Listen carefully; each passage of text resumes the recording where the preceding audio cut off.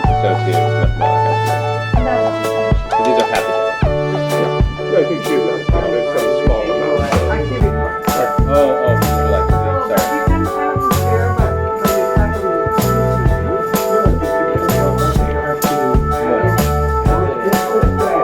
Not as a rule of thumb.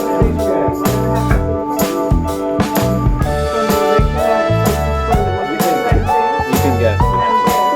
In the nonsense, you can say probably unfunctional. The missense, you can't.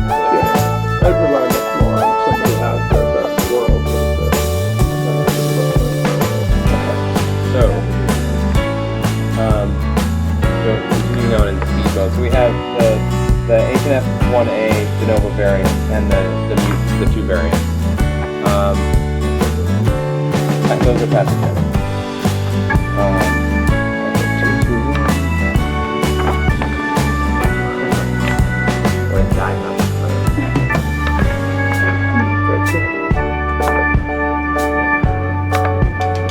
Okay, so this is Derek, a 16-year-old male, your case?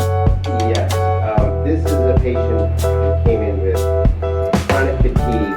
I was convinced it was psychiatric origin. He was at stage 2s, and then 3 years ago, he had a strep infection, so I guess he had a full strep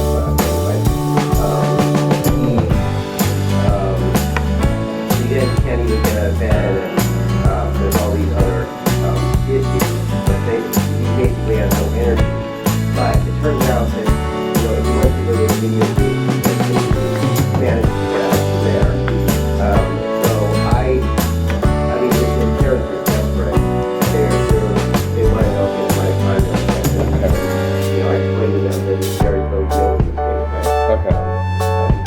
Okay, so we did a trio. There were no runs of homozygosity as a theme today. There were no deletions. There was one convincing de novo variant outside the primary gene list in the last one gene, gene. So it's predicted benign, but it's rare. This is not a clinical gene in the body. Homozygous variant, no primary gene list. Outside the primary gene list, nothing going. Nothing very interesting. So there was one mitochondrial genome variant, but it's a polymorphism. Wait, what is that? There was things of LHON? Yeah, that's this variant. It's in the primary gene list. So this is a homoplasmic maternal variant polymorphism in a mitochondrial gene. You see those all the time.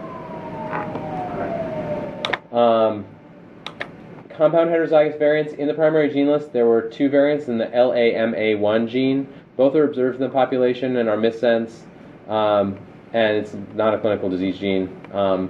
Obviously, the laminins are structural proteins are pretty well known, but this one's never been disease associated. There were none outside the primary gene list that looked like causing severe energy disorders. So. No significant variants. As expected. Yeah. And the major phenotype of the kiddo is? I'm sorry? Energy law or fatigue? Fatigue, yes, yeah.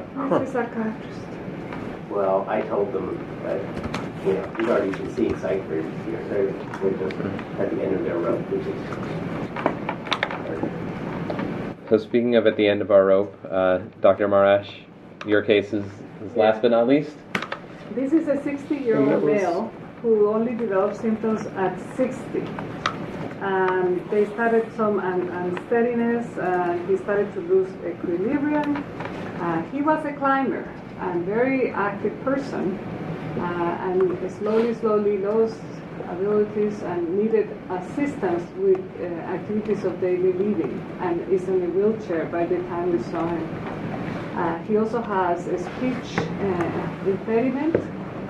He's hypophonic and barely intelligible at the time that we saw him. In addition, he has dysphagia and, What's hypophonia? Hypophonia, the voice. Yeah, John. It's difficult, it's soft. But you can hardly understand it, so it's hard, but not just pronunciation of hypotonia. And the dysphagia, and so he gets this aspiration episodes, and the speech therapy wanted to put it through, but because of the dysphagia, but he didn't want to. Very highly intelligent and motivated man. I gave you pictures of the MRI because that's very significant. Did you get that? By the way, did you get this? Because in my report that I'm sending to you, I'm putting everything that I think you could use, including the pedigree and any MRI or anything that you may need. What is the show? But basically, let me see. Yeah, it didn't really come out through the fact.